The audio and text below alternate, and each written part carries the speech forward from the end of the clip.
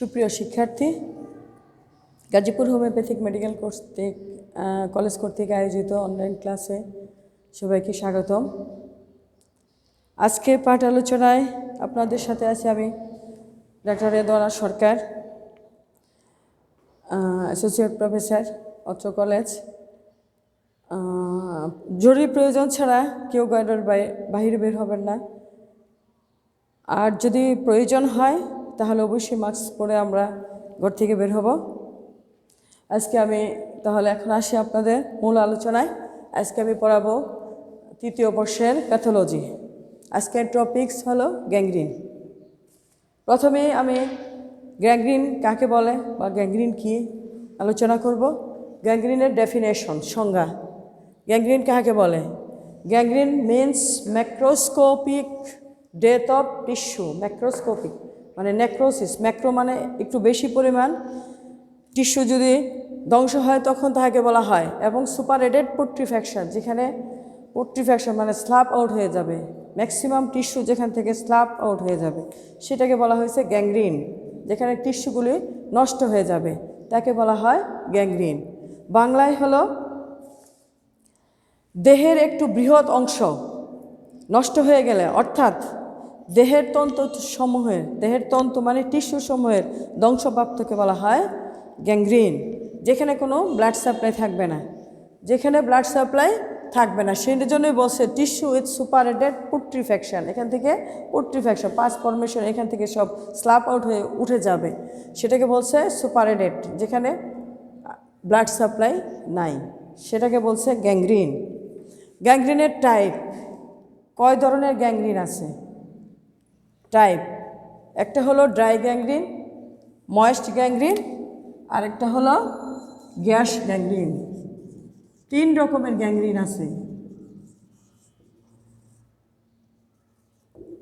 Gangrene 3 types of gangrene: dry gangrene, moist gangrene এবং gas gangrene. খুবই important প্যাথোলজিতে gangrene. তাহলে আমরা কি পড়লাম? সংজ্ঞা পড়লাম।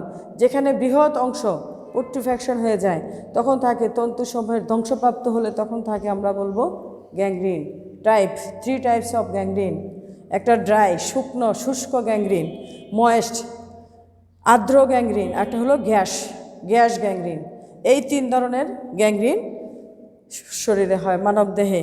এই 3 ধরনের গ্যাংগ্রিন আমরা দেখতে পাই। এখন আমরা বলবো গ্যাংগ্রিনের কজ, কারণ কি? গ্যাংগ্রিনের কারণ, কজ অফ গ্যাংগ্রিন। কি কি কারণে গ্যাংগ্রিন হয়ে থাকে?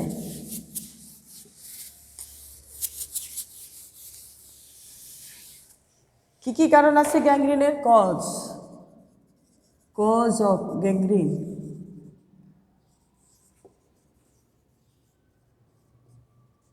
এক নম্বর কারণ হলো ট্রমাটিক কারণ।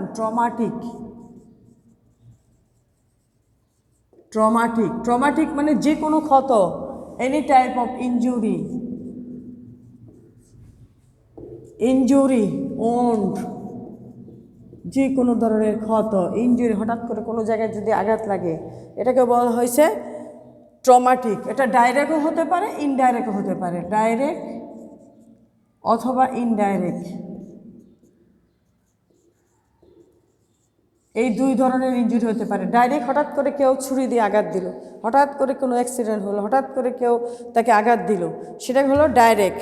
ইনডাইরেক্ট হবে একটা ইনফেকশন হয়েছে, এর পরবর্তীতে আস্তে আস্তে করে ওই জায়গার টিস্যুগুলো আস্তে আস্তে ওখানে ব্লাড সাপ্লাইগুলো বন্ধ হয়ে গেছে, আস্তে আস্তে সেটা গ্যাংগ্রিনে পরিণত হয়েছে। এইগুলো হচ্ছে ট্রমাটিক গ্যাংগ্রিন কারণ। 1 নম্বর কারণ ট্রমাটিক মানে আঘাতজনিত কারণ। ইনফেকশন, কোনো জায়গায় যদি ইনফেকশন হতে থাকে,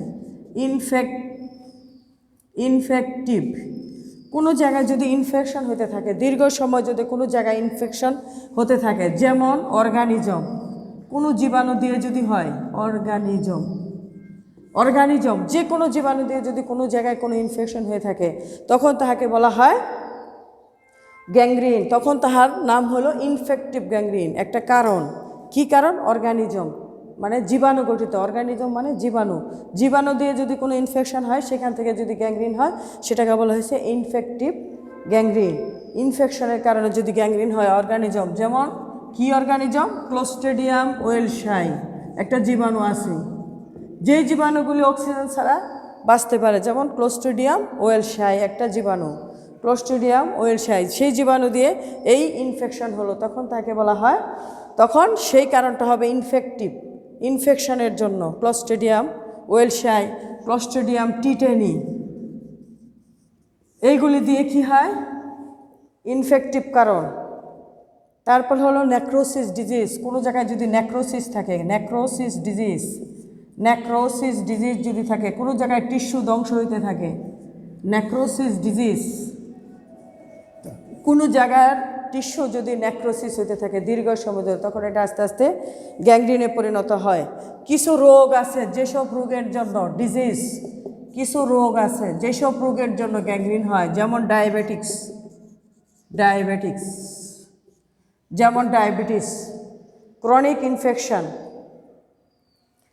ক্রনিক ইনফেকশন, থ্রম্বোসিস, কোনো জায়গায় যদি কোনো থ্রম্বোসিস, এম্বোলিজম, ক্রনিক ইনফেকশন, কোনো জায়গায় যদি ক্রনিক ইনফেকশন থাকে, এগুলি হচ্ছে ডিজিজ। যেমন ডায়াবেটিস থাকলে অবশ্যই, যদি যাদের ডায়াবেটিস থাকে তাদের কোনো জায়গায় যদি পায়ের আঙ্গুলে, সাধারণত বেশিরভাগ সময় গ্রেট টয়, পায়ের বুড়ো আঙ্গুল যাকে বলা হয় গ্রেট টয়, সেখানে কোনার মধ্যে দেখা যায় আস্তে আস্তে করে টিস্যুগুলি ধ্বংস হইতে থাকে, সেখানে কালো কালো হইতে থাকে, প্রথম পাসফরমেশন হয়, পরে আস্তে আস্তে আস্তে কি ডাক্তার ইনভেস্টিগেশন করে দেয় এখানে তো আপনার গ্যাংগ্রিন হয়ে গেছে। এখন আর বুঝশক্তি না, পা ধরলে কোনো ব্যথা পায় না, ওখানে কোনো সেন্সলেস থাকে, কেন এখানে আত্মার সাপ্লাই বন্ধ হয়ে যায়, সেই জন্যই তার ইনফেকশন হয়ে গেছে। এটা হলো ডিজিজের কারণে হয়। তারপরে ফিজিক্যাল এজেন্ট আছে কিছু, ফিজিক্যাল এজেন্ট যেমন কেমিক্যাল যেগুলি আছে, ফিজিক্যাল এজেন্ট যেমন বার্ন, যদি পুড়ে যায় তাহলে হতে পারে ফিজিক্যাল গ্যাংগ্রিন, ফিজিক্যালি হয়। ফিজিক্যালি যেমন কি হয়, কোথাও বার্ন, BURN, পুড়ে গেলে হয়, কোনো জায়গায় যদি বার্ন হয়। তারপরে কোনো কেমিক্যালস যদি থাকে, যেখানে কেমিক্যালস দিয়ে যদি কোনো জায়গায় পুড়ে যায়, যেমন অ্যাসিড দিয়ে পুড়ে যায়, বিভিন্ন জায়গায় বিভিন্ন কারণে যদি নষ্ট হয় কেমিক্যালস, যেমন ফেনল, ফিব্রাইল, সেগুলি দিয়ে যদি কোনো জায়গায় কোনো কেমিক্যালস দিয়ে যদি কোনো জায়গায় টিস্যু ধ্বংস হয়ে যায়, নেক্রোসিস হয়ে যায়, সেখান থেকে গ্যাংগ্রিন তৈরি হয়। ফিজিক্যাল যেমন বার্ন, পুড়ে গেলে অনেক সময় গ্যাংগ্রিন হয়ে যায়, অনেক পুড়ে যায় যখন শরীর আগুনে জ্বলসে যায় যখন, তখন সেগুলিতে কি হয় গ্যাংগ্রিন হয়ে যায়। তাহলে আমরা কি বললাম, ডেফিনেশন এখন পড়লাম, কারণ ডেফিনেশন পড়লাম, টাইপস পড়লাম, ডেফিনেশন পড়লাম। এখন আমরা পড়বো কি, এখন আমরা পড়ব তার কিছু সাইন আছে, কার্ডিনাল সাইন, দেখলেই বোঝা যায় কিছু কিছু সাইন আছে যেগুলি দেখলে আমরা বুঝতে পারবো যে এটা গ্যাংগ্রিন। কিছু কিছু সাইন আছে, কি সাইন? প্রথম হইব কি, চেঞ্জেস অফ কালার চেঞ্জ হয়ে যাবে, যে জায়গায় গ্যাংগ্রিনটা ফর্ম হয়েছে সেই জায়গার কালারটা চেঞ্জ হবে, কালার চেঞ্জ হয়ে যাবে। এক নম্বর হবে কি, কালার চেঞ্জ হয়ে যাবে, colour changes of colour change হয়ে যাবে, যেমন পেল বা ব্রাউনিশ কালার হবে, পেল ওর ব্রাউনিশ কালার হয়ে যাবে, কালার চেঞ্জ হবে। এক নম্বরে কালার চেঞ্জ হবে। লস অফ টেম্পারেচার, এখানে টেম্পারেচার কমে যাবে, লস অফ টেম্পারেচার, ওখানে তাপমাত্রা, লস অফ টেম্পারেচার, সেখানে তাপমাত্রা কমে যাবে, loss of temperature. Colour change, তারপরে হলো লস অফ টেম্পারেচার, সেখানে টেম্পারেচার তাপমাত্রা কমে যাবে। Loss of sensation, loss of pulsation, loss of sensation, sense কমে যাবে, অনুভূতি কমে যাবে। লস অফ পালসেশন,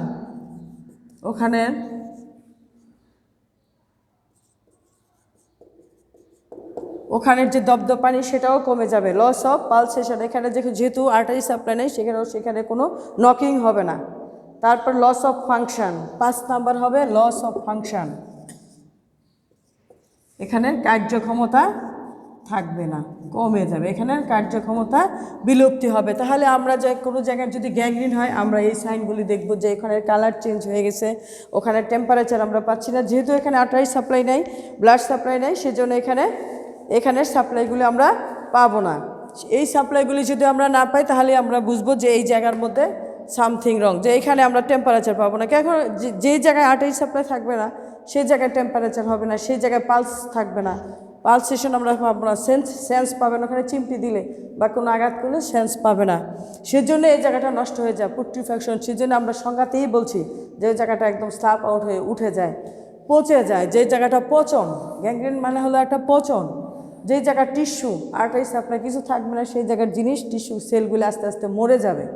নেক্রোসিস হলে সেই জায়গার জিনিস চলে যায় কিন্তু আবার জিনিসটা রিঅ্যাগ্রেট হয়, কিন্তু গ্যাংগ্রিনে সেগুলো হবে না, গ্যাংগ্রিনের সমস্ত টিস্যু এখানে ডেথ হয়ে যাবে। তাহলে আমরা আজকে পড়লাম কি ডেফিনেশন গ্যাংগ্রিন। গ্যাংগ্রিন কাকে বলে, গ্যাংগ্রিনের টাইপস, কজ এবং তার কি সাইন দেখলে আমরা বুঝবো যে গ্যাংগ্রিন, কি সাইন দেখলে আমরা বুঝবো গ্যাংগ্রিন। আর পরীক্ষা আসে ড্রাই গ্যাংগ্রিন এবং ময়েস্ট গ্যাংগ্রিন। আমরা দুইটা গ্যাংগ্রিন খুব ইম্পর্টেন্ট, যে ড্রাই গ্যাংগ্রিন কোনটা, ময়েস্ট গ্যাংগ্রিন কোনটা, ড্রাই গ্যাংগ্রিন কি এবং ময়েস্ট গ্যাংগ্রিনটা কি, difference between dry and moist gangrene, difference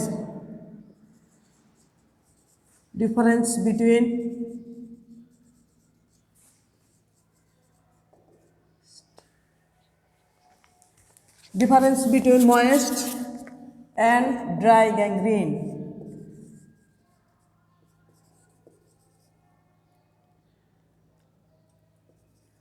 Difference between moist and dry gangrene. Difference between moist and dry. যেমন ড্রাই গ্যাংগ্রিনে আমরা কি পাবো এবং ময়েস্ট গ্যাংগ্রিনে কি পাবো, ড্রাই এবং ময়েস্ট গ্যাংগ্রিন।